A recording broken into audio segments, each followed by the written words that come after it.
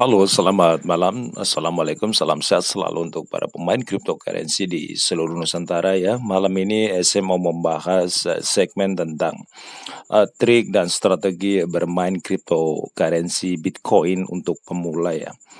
Jadi nanti saya mau bahas strategi untuk pemula cryptocurrency Bitcoin seperti apa.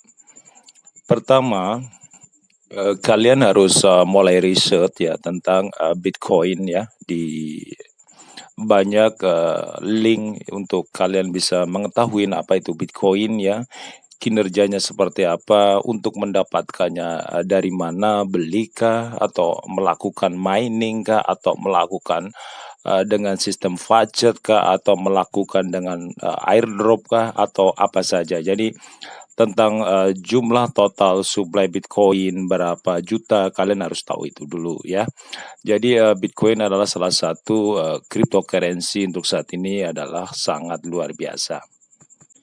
Oke, kedua di Bitcoin, kalian mau terjun di dunia cryptocurrency dan berinvestasi di Bitcoin tentu ada tujuan. Kalian punya visi. Contoh, saya mau berinvestasi di Bitcoin biar banyak uang. Contoh. Kedua, saya mau mengalihkan Bitcoin beli murah nanti ketika naik harga Bitcoin saya jual. Itu adalah tujuan. Kemudian ya, ketiga adalah memilih tempat exchange yang terpercaya atau tempat di mana kita akan membeli Bitcoin ya, karena kalian tujuannya berinvestasi di Bitcoin dengan cara membeli. Jadi so far kalian harus benar-benar bisa jeli memilih tempat exchange ya. Tempat exchange di dunia ini banyak seperti Binance, seperti Indodex ya, seperti toko kripto ya, seperti Luna dan seperti Hobby Global, seperti Kraken. Kalian bisa sesuaikan dengan uh, kalian punya keinginan ya, dan kalian harus benar-benar riset tempat exchange yang benar-benar trusted ya, bisa memiliki kepercayaan publik yang kuat. Itu perlu sekali ya. Jadi tidak serta-merta membeli Bitcoin asal sembarang di tempat exchange. Paling tidak kalian harus bisa riset, bisa mempelajari tempat mana sih tempat exchange yang terpercaya, karena ini menyangkut aset kalian ya. Kalau aset kalian hilang bagaimana? Siapa yang mau bertanggung jawab ya? Jadi ini kalian harus benar-benar cermat untuk menganalisa, untuk memilih tempat exchange di mana kalian akan membeli Bitcoin. Dan itu adalah salah satu syarat kalian harus memilih ya sebelum membeli ya. Kemudian yang keempat adalah pilih tempat exchange yang sudah terdaftar di lembaga atau badan perdagangan komoditi. Contoh, sekarang banyak tempat-tempat exchange yang sudah memiliki izin, contoh salah satu izin dari Bapeti atau lembaga yang terdaftar di Indonesia ya.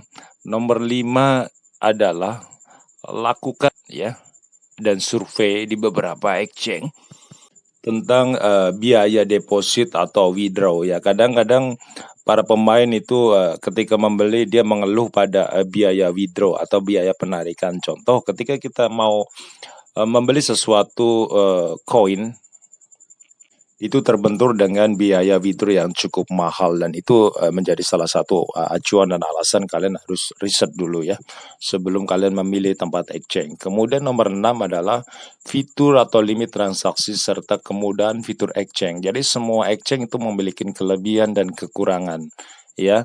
Limitnya berapa untuk narik ya. Kalian misalnya punya katakanlah 10 Bitcoin, kalian ingin withdraw dalam satu hari, kalian juga harus lihat plafon limitnya berapa di situ ya, dan itu harus kalian lihat ya. Kemudian CS customer dan pelayanan exchange. Contoh, kalian punya kendala dalam melakukan transaksi, atau kalian mungkin lupa dengan PIN, atau kalian lupa dengan email address, akhirnya kalian tidak bisa withdraw, akhirnya kalian tidak bisa deposit. Kalian harus menghubungi salah satu customer atau CS pelayanan exchange tersebut ya.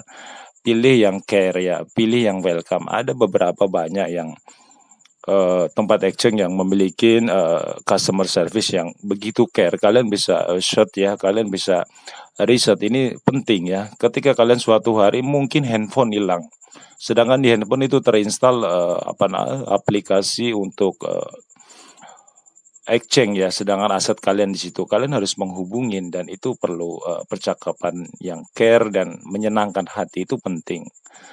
Kemudian nomor 8 adalah kecepatan penarikan rupiah ke bank lokal kalian. Jadi semua exchange di market ya memiliki aturan regulasi sendiri-sendiri. Kalian paling tidak harus tahu ya. Misalkan kalian ingin menarik 100 juta atau 50 juta, berapa kecepatan durasi maksimum dari kalian menarik? Contoh, butuh waktu 1 hari misal, atau butuh hanya waktu 1 jam, atau mungkin hanya butuh waktu 5 atau 10 menit. Kalian juga harus riset. Jadi semua item-item tersebut tadi yang saya sudah ulas, kalian harus benar-benar dalamin dulu, kalian pelajarin dulu sebagai acuan sebelum kalian terjun benar-benar di berinvestasi di Bitcoin atau di kripto lainnya. Ini salah satu hal penting yang kalian perlu tahu